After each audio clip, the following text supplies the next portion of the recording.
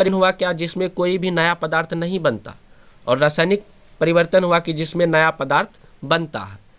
तो इसमें ऑप्शन के अनुसार हम लोग देखेंगे, जैसे पहला ऑप्शन है जल के क्वथन पर जलवाष्प का बनना, तो यह एक जलवाष्प का बनना है। उसके बाद दूसरा ऑप्शन है बर्फ के गलन पर जल का बनना।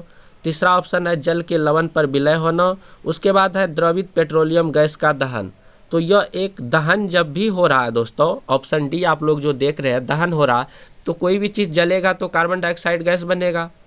कार्बन डाइऑक्साइड गैस बनने का क्या मतलब हुआ, उसमें एक नया पदार्थ बना। तो इस तरह से यह एक रासायनिक परिवर्तन है, न कि भौतिक परिवर्तन। वही पूछ रहा है कि इनमें से कौन सा भौतिक परिवर्तन नहीं है, तो ऑप्शन डी नंबर आपका बिल्कुल राइट आंसर हो जाएगा।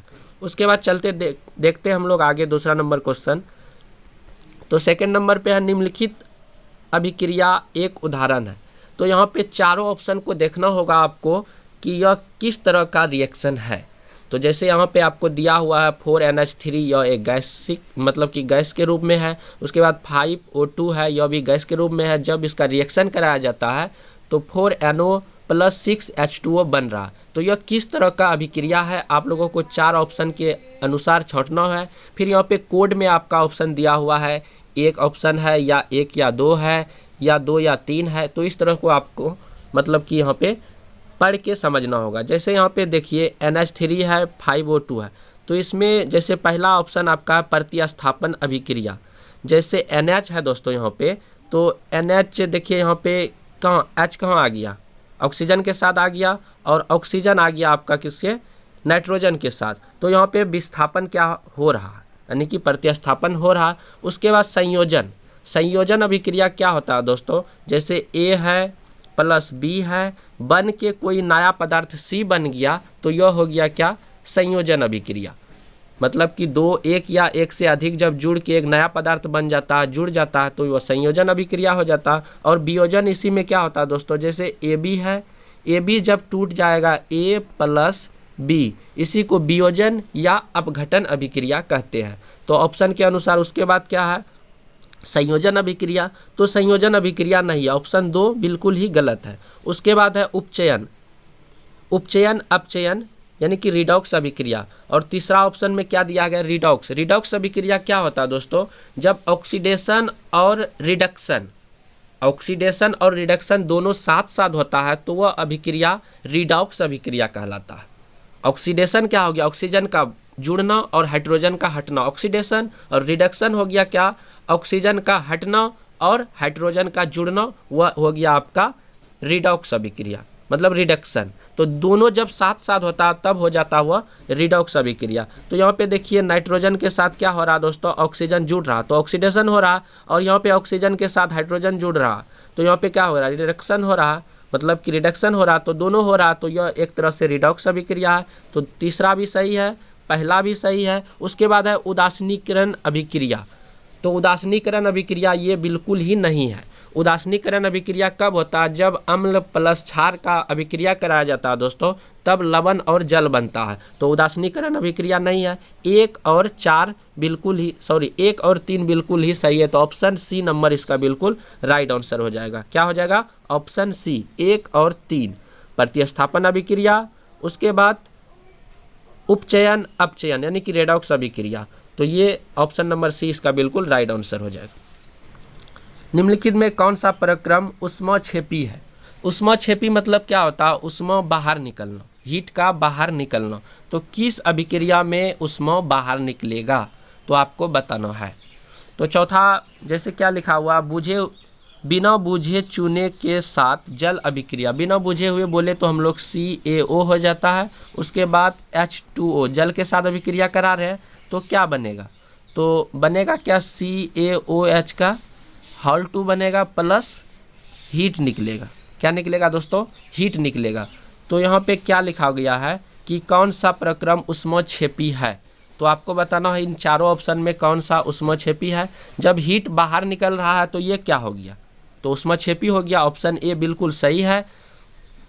तो इस तरह से आप फिर दूसरा ऑप्शन को टिक करेंगे। तो इसमें क्या है, एक अम्ल का तनुकरण। तो ये भी ऑप्शन आपका सही है, मतलब कि ऑप्शन नंबर 4 का ए बिल्कुल ही राइट है, A और 2। इस तरह से आप लोग समझ के इसे टिक करेंगे। ऑप्शन नंबर ए इसका बिल्कुल राइट आंसर हो जाएगा। चलिए इसके बाद देखते हैं हम लोग 5 नंबर क्वेश्चन। 25 ml जल युक्त ABC के रूप में चिन्हित 3 बीकर है, मतलब कि ABC करके 3 बीकर है। A, B तथा C बीकरों में कुछ मात्रा में NaOH और CuSO4 और NaCl मिलाया गया, मतलब कि 3 आपका इस तरह से क्या है, बीकर है। पहला में क्या है आपका दोस्तों, NaOH है। दूसरा में आपका CuSO4 है। उसके बाद है आपका NaCl है। तीसरा में ये A हो गया आपका, ये B हो गया, ये आपका C हो गया। तो उसके बाद क्या बोल रहा है, A तथा B के विलयनों के ताप में वृद्धि हुई है। पहला और दूसरा में ताप में क्या हो रहा, हीट में वृद्धि हो रहा, और तीसरा में हीट आपका क्या हो रहा, कमी हो रहा। तो बताना निम्नलिखित में कौन सा कथन सत्य है। और उसके बाद पहला ऑप्शन आपका दिया गया है क्या, बीकर ए तथा बी में ऊष्मक्षेपी प्रक्रम उत्पन्न हुआ है। जब हीट ऊपर मतलब कि बाहर निकल रहा दोस्तों, हीट में वृद्धि हो रहा, तो वह निश्चित तौर पे ऊष्मक्षेपी होगा। ऑप्शन ए सही है। उसके बाद है बी भी, देखिए बी में भी हीट बाहर निकल रहा, बढ़ रहा, वृद्धि हो रहा हीट में, तो वह भी एक ऊष्मक्षेपी है। उसके बाद बीकर ए तथा बी में ऊष्मशोषी है। जब वह ऊष्मक्षेपी है दोस्तों, तो ऊष्मशोषी कैसे हो जाएगा, ऑप्शन ए सही है। उसके बाद ऑप्शन नंबर चौथा पर हम लोग डिस्कस करते हैं। बीकर सी में ऊष्मशोषी प्रक्रम हो रहा, देखिए हीट नीचे हो रहा, मतलब कि घट रहा है, कमी हो रहा है, तो यह एक ऊष्मशोषी है, मतलब बाहर निकल रहा। तो ऊष्मशोषी है, वह हीट कमी हो रहा है, तो यह एक ऊष्मशोषी हो जाएगा। तो ऑप्शन ए और 4, 1 और 4 बिल्कुल किस में है, 1 और 4 सी में है। तो ऑप्शन सी इसका बिल्कुल राइट आंसर हो जाएगा, क्योंकि ए और बी में बढ़ रहा है तो उसमें क्या हो गया, क्षेपी हो गया, और सी में घट रहा है, कमी हो रहा, तो उसमें शोषी हो गया। तो ऑप्शन नंबर सी 1 और 4 इसका बिल्कुल राइट आंसर हो जाएगा। उसके बाद हम लोग 6 नंबर क्वेश्चन देखने वाले हैं। अम्लीय परमैंगनेट विलयन युक्त एक बीकर में फेरस सल्फेट का तनु विलयन धीरे धीरे मिलाया गया। हल्के जामुनी रंग का विलयन क्षीण होता है तथा अंततः रंग विलुप्त हो जाता है। निम्नलिखित में से कौन सा व्याख्या उपयुक्त परीक्षण के लिए सही है। तो इसमें आपको बताना है कि 4 ऑप्शन में कौन सा ऑप्शन सही होगा। तो यहाँ पे सबसे पहले जो क्वेश्चन दिया गया है उसके अनुसार हम लोग केमिकल रिएक्शन इसका जो हम ड्रॉ कर देंगे, तो बनेगा KMnO4 plus FeSO4 plus H2SO4। जब इसका रिएक्शन कराएंगे तो क्या बनेगा, तो बनेगा K2SO4 plus MnSO4 plus FeSO4 का थ्राइस प्लस H2O बनेगा। तो इसमें जब हम लोग ऑक्सीडेशन नंबर निकालेंगे तो उसके अनुसार से क्या होगा, तो उसमें स्वतः ही पता चल जाएगा। तो ऑप्शन नंबर ए इसका बिल्कुल राइट आंसर हो जाएगा। उसके बाद चलिए हम लोग देखते हैं 7 नंबर क्वेश्चन। तो इसमें निम्नलिखित में से कौन सा द्विविस्थापन अभिक्रिया है। तो बताना है कि कौन सा द्विविस्थापन अभिक्रिया है। जैसे ऑप्शन ए को हम लोग देखेंगे तो Pb प्लस CuCl2 है, तो PbCl के साथ कर लिया, लेकिन कॉपर अकेला रह गया, तो यह एक सिंगल विस्थापन है। यदि कॉपर भी किसी दूसरे के साथ करता तो डबल विस्थापन होता, यानी कि डबल डिस्प्लेसमेंट होता। उसके बाद ऑप्शन 2 देखते हैं। तो ऑप्शन 2 में देखिए यहाँ पे सोडियम यहाँ पे क्लोरीन के साथ कर लिया NaCl, उसके बाद यहाँ पे BaSO4 बना लिया, तो दोनों एक दूसरे का मतलब कि आपस में ये इसके साथ वो उसके साथ कर रहा, तो इसमें डबल विस्थापन हो रहा। और यहाँ पे कार्बन डाइऑक्साइड बन रहा, तो कार्बन और ऑक्सीजन का जब रिएक्शन हो रहा तो कार्बन डाइऑक्साइड बन रहा, तो यह एक नया चीज़ बन रहा, तो नया पदार्थ बन रहा, तो यह एक संयोजन अभिक्रिया है। उसके बाद दूसरा में ऑप्शन चौथा यदि हम लोग देखेंगे, ऑप्शन चौथा यदि हम लोग देख रहे हैं इसमें 7 नंबर पे, तो बी नंबर इसका बिल्कुल राइट आंसर है, मतलब कि केवल 2 ही सही है, मतलब कि दूसरा ही विस्थापन हो रहा। दूसरों में अभी चौथा में हम लोग देख रहे हैं तो CH4 प्लस 2O2 है, तो कार्बन में क्या हो रहा, ऑक्सीजन जुड़ रहा है, तो यह मतलब कि एक ऑक्सीडेशन और रिडक्शन दोनों हो रहा, तो यह एक रिडॉक्स अभिक्रिया। चौथा की यदि हम लोग बात करेंगे तो रिडॉक्स अभिक्रिया, तो इसका ऑप्शन नंबर बी बिल्कुल राइट आंसर हो जाएगा। सिर्फ ऑप्शन 2 इसका जो है ये वाला बिल्कुल द्विविस्थापन अभिक्रिया होगा। उसके बाद चलिए हम लोग आगे देखते हैं 8 नंबर। सूर्य के प्रकाश की उपस्थिति में सिल्वर क्लोराइड की उद्भासन पर एक स्लेटी क्यों हो जाता है। तो तो इसके अनुसार हम लोग को बताना है कि आखिर जब सूर्य के प्रकाश की उपस्थिति में रखा जाता है तो इसका रिएक्शन यदि हम लोग ड्रॉ करेंगे तो हो जाएगा 2AgCl सनलाइट, यानी कि सनलाइट की उपस्थिति में जब हम लोग करेंगे तो इसका बनेगा 2Ag बनेगा प्लस क्या बनेगा Cl2 बनेगा। तो इसके द्वारा हम लोग को मतलब कि पता चल जाएगा कि क्या बन रहा है, यहाँ पे बन क्या रहा आखिर। तो यहाँ पे देखिए सिल्वर क्लोराइड के अपघटन पर सिल्वर बनने से, ऐसा क्यों होता है, सिल्वर क्लोराइड के अपघटन पर सिल्वर बनने के कारण वह क्या हो जाता है दोस्तों, स्लेटी हो जाता है। तो इस तरह से इसका रिएक्शन होगा। ऑप्शन नंबर ए इसका बिल्कुल राइट आंसर हो जाएगा। उसके बाद है 9 नंबर क्वेश्चन, ठोस कैल्शियम ऑक्साइड जल के साथ तीव्रता से अभिक्रिया करके कैल्शियम हाइड्रोक्साइड बनाता तथा साथ में ऊष्मा उत्पन्न होता है। इस प्रक्रिया को चूना का बुझाना कहते हैं। कैल्शियम हाइड्रोक्साइड जल में घुलकर इसका विलयन बनाता है जिसे चूने का पानी कहते हैं। निम्नलिखित में से कौन सा कथन चूने के बुझाने तथा इसके विलयन बनाने के लिए सत्य है।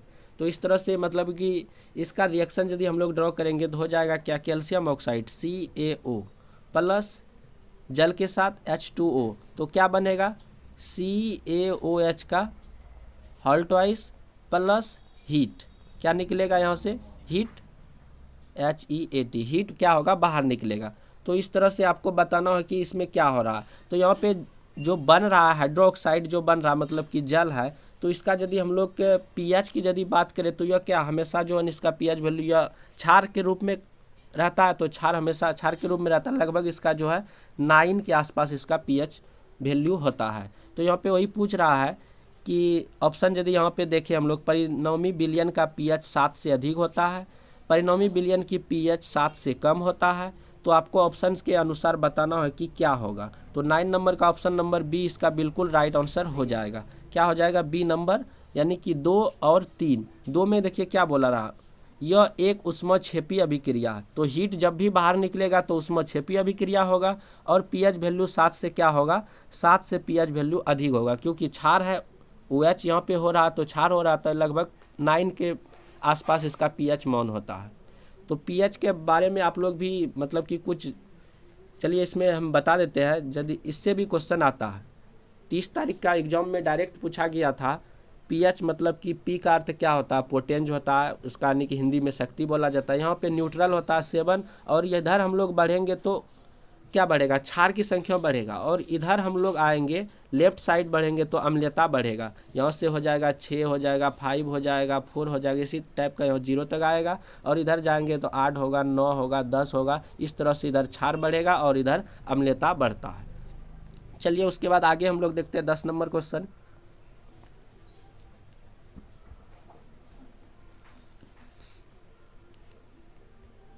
दस नंबर पे आपका बेरियम क्लोराइड अमोनियम सल्फेट के साथ अभिक्रिया पर बेरियम सल्फेट तथा अमोनियम क्लोराइड देता। निम्नलिखित में से कौन सा अभिक्रिया के प्रकार को सही प्रदर्शित करता है। तो इसका रिएक्शन हो जाएगा यदि हम लोग मतलब कि ड्रॉ करेंगे तो BaCl2 हो जाएगा। क्या हो जाएगा दोस्तों, BaCl2 प्लस NH4 का होल 2 हो जाएगा, SO4 हो जाएगा। उसके बाद जब इसका रिएक्शन होगा तो क्या बनेगा, BaSO4 बनेगा प्लस NH4Cl बनेगा। तो यहाँ पे जो BaSO4 जो बनता है दोस्तों, यही क्या बनता है, यह एक अवक्षेप बनता है, मतलब कि सफ़ेद अवक्षेप बनता है। तो यहाँ पे वही पूछा जा रहा है कि बेरियम क्लोराइड अमोनियम सल्फेट के साथ अभिक्रिया पर बेरियम सल्फेट तथा अमोनियम क्लोराइड देता। निम्नलिखित में से कौन सा अभिक्रिया के प्रकार सही प्रदर्शित करता है। जब BaSO4 बनता है यह क्या बनता है, सफ़ेद अवक्षेप। सफ़ेद अवक्षेप क्या होता है, जिसमें सफ़ेद रंग का पदार्थ बनता है वही हो जाता है क्या दोस्तों, अवक्षेप। तो इसके अनुसार 10 नंबर का ऑप्शन नंबर डी बिल्कुल राइट आंसर हो जाएगा। राइट आंसर हो जाएगा क्या, 2 और 4, मतलब कि 2 और 4 अवक्षेप अभिक्रिया है, और चौथा हो जाएगा द्विविस्थापन अभिक्रिया है। तो ऑप्शन डी इसका बिल्कुल राइट आंसर हो जाएगा। उसके बाद है 11 नंबर पे, जल का विद्युत अपघटन अभिक्रिया। जल के विद्युत अपघटन में मुक्त हुई हाइड्रोजन और ऑक्सीजन गैस का मोलर अनुपात क्या हो जाएगा। जब भी हम लोग लिखते हैं तो जल कैसे लिखते हैं, H2O लिखते हैं। तो हाइड्रोजन कितना हो जाएगा, 2 अनुपात ऑक्सीजन कितना, 1। तो 2:1 इसका बिल्कुल राइट आंसर हो जाएगा। ऑप्शन नंबर बी इसका बिल्कुल राइट आंसर हो जाएगा, 2:1। उसके बाद चलिए हम लोग देखते हैं 12 नंबर क्वेश्चन।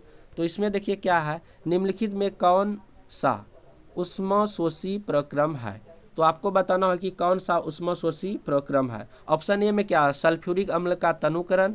तो यह एक क्या हो जाएगा, ऊष्मक्षेपी होगा, मतलब कि ऊष्मा बाहर निकलेगा, हीट बाहर निकलेगा सल्फ्यूरिक अम्ल में। उसके बाद है सेकेंड में आपका ऊष्मा शुष्क बर्फ का ऊर्ध्वपातन। यह आपका क्या होगा, इसमें ऊष्मा लेगा, यानी कि ऊष्मा यह हो जाएगा क्या, शोषी, ऊष्मा शोषी हो जाएगा ऑप्शन 2 वाला। पहला वाला क्या था आपका, ऊष्मक्षेपी, दूसरा वाला ऊष्मशोषी हो गया। उसके बाद जलवाष्प का संघनन, मतलब कि जलवाष्प का संघनन क्या हो गया, गैस का द्रव के रूप में बदलना, यह एक ऊष्मक्षेपी है। क्या दोस्तों, यह एक ऊष्मक्षेपी है। तो ऑप्शन 2 आपका बिल्कुल सही जा रहा है, मतलब कि ऊष्मशोषी। तो इस तरह से आपका ऑप्शन डी नंबर यदि आप लोग देखेंगे। और 4 में देखिए क्या, जल का वाष्पीकरण। जल का वाष्पीकरण में क्या होता है, उसको जब हीट आप लोग दीजिएगा तभी तो वह वाष्प में बदलेगा, जब आप लोग हीट दीजिएगा तभी तो वाष्प में बदलेगा। इस तरह से जल का वाष्पीकरण ऊष्मशोषी है। तो दूसरा उस शुष्क बर्फ का ऊर्ध्वपातन और जल का वाष्पीकरण यह एक ऊष्मशोषी प्रक्रम है, जिसमें हीट बाहर निकलेगा ऊष्मक्षेपी, जिसमें हम लोग हीट देंगे तो वह हो जाएगा ऊष्मशोषी हो जाएगा। तो ऑप्शन नंबर डी इसका बिल्कुल राइट आंसर है। जलीय पोटेशियम आयोडाइड का जलीय लेड नाइट्रेट के मध्य द्विविस्थापन अभिक्रिया में लेड आयोडाइड का पीला अवक्षेप बनता है। इस प्रक्रिया को करते समय यदि लेड नाइट्रेट उपलब्ध न हो तो निम्नलिखित में से किसे लेड नाइट्रेट के स्थान पर प्रयुक्त किया जा सकता है। तो इसके अनुसार आपका ऑप्शन नंबर 13 का बी बिल्कुल राइट आंसर हो जाएगा, लेड एसीटेट। चलिए उसके बाद देखते हैं 14 नंबर क्वेश्चन। तो इसमें देखिए क्या है, यहाँ पे तेल के नमूने को लंबे समय तक ताज़ा बनाए रखने के लिए निम्नलिखित में कौन सी गैस प्रयुक्त किया जाता है। तो इसका राइट आंसर हो जाएगा हीलियम तथा नाइट्रोजन। तेल के नमूने को लंबे समय तक ताज़ा बनाए रखने के लिए हीलियम और नाइट्रोजन का हम लोग क्या करते हैं दोस्तों, प्रयोग करते हैं। उसके बाद देखिए 15 नंबर क्या है, प्रयोगशाला में ऑक्सीजन गैस बनाने के लिए निम्नलिखित अभिक्रिया प्रयुक्त की जाती है। प्रयोगशाला में ऑक्सीजन गैस बनाने के लिए निम्नलिखित अभिक्रिया प्रयुक्त किया जाता है। तो पहले यहाँ पे देखिए कि निम्नलिखित में से कौन सा कथन अभिक्रिया के संदर्भ में सही है। तो यहाँ पे देखिए KClO3 जो है, यहाँ पे क्या हो रहा है, टूट रहा है, तो अपघटन हो रहा है। इस तरह से यह अपघटन मतलब कि वियोजन अभिक्रिया। यहाँ पे दूसरा ऑप्शन में देखिए क्या, संयोजन, यह बिल्कुल ही गलत है। तो 15 नंबर का बिल्कुल ही यह गलत है। उसके बाद देखिए आप लोग पहला ऑप्शन देखिए क्या, यह एक अपघटन अभिक्रिया है, मतलब कि यह एक टूट रहा, वियोजन हो रहा। तो ऑप्शन ए बिल्कुल इसका राइट आंसर हो जाएगा। इस तरह से ऑप्शन ए इसका बिल्कुल राइट आंसर है, अपघटन अभिक्रिया। उसके बाद चलिए हम लोग 16 नंबर देखते हैं। 16 नंबर पे क्या, निम्नलिखित में से कौन सा प्रक्रम रासायनिक अभिक्रियाएं होती है। तो आपको बताना है कि कौन सी में इसमें जो रासायनिक अभिक्रिया होती है। तो ऑप्शन ए है, एक गैस सिलेंडर में निम्न दाब पर ऑक्सीजन गैस का भंडारण। उसके बाद है वायु का द्रवीकरण, चीनी की प्याली में घुले में पेट्रोल रखना। उसके बाद है उच्च ताप पर वायु की उपस्थिति में कॉपर तार को गर्म करना। तो कौन सा रासायनिक अभिक्रिया है, मतलब कि किसमें नया पदार्थ बन रहा। तो ऑप्शन डी में देखिए, उच्च ताप पर वायु की उपस्थिति में कॉपर तार का गर्म होना, यह एक क्या है, रासायनिक अभिक्रिया है। उसके बाद चलिए 17 नंबर हम लोग देखते हैं। तो इसमें देखिए निम्नलिखित में से कौन सी रासायनिक अभिक्रिया ताप पर क्रिया कारकों एवं क्रिया फलों की अवस्था का सही संकेत चिन्हित मतलब कि प्रदर्शित कर रहा है। तो चारों ऑप्शन को हम लोग जब देखेंगे तो ऑप्शन नंबर इसका 17 का बिल्कुल सी राइट आंसर हो जाएगा। तो यह एक सही रूप मतलब कि प्रदर्शित और चिन्ह सिंबल सारा सही प्रदर्शित करता है।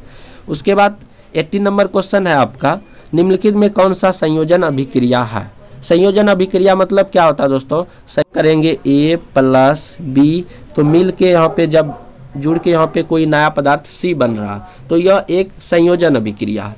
तो यहाँ पे ऑप्शन नंबर आपका 18 नंबर का ऑप्शन नंबर डी इसका बिल्कुल राइट आंसर हो जाएगा। जैसे यहाँ पे देखिए MgO + H2O जुड़ के एक नया पदार्थ बना, तो यह एक संयोजन अभिक्रिया, ऑप्शन नंबर 2। उसके बाद ऑप्शन नंबर 3 यदि हम लोग देखेंगे तो इसमें भी देखिए क्या हो रहा है, ऑप्शन नंबर 3 में यहाँ पे जुड़ के नया पदार्थ बन रहा है। तो ऑप्शन नंबर डी इसका बिल्कुल राइट आंसर हो जाएगा, ऑप्शन नंबर डी बिल्कुल राइट आंसर हो जाएगा। तो ये था फर्स्ट चैप्टर का रासायनिक अभिक्रिया से रिलेटेड कुछ इंपॉर्टेंट ऑब्जेक्टिव। इनसे 2 या 3 क्वेश्चन जरूर आपके एग्जाम में आएंगे, इसीलिए आप लोग अच्छे से इस वीडियो को देख लें। थैंक यू, बाय बाय, मिलते हैं नेक्स्ट वीडियो में। जय हिंद, जय भारत।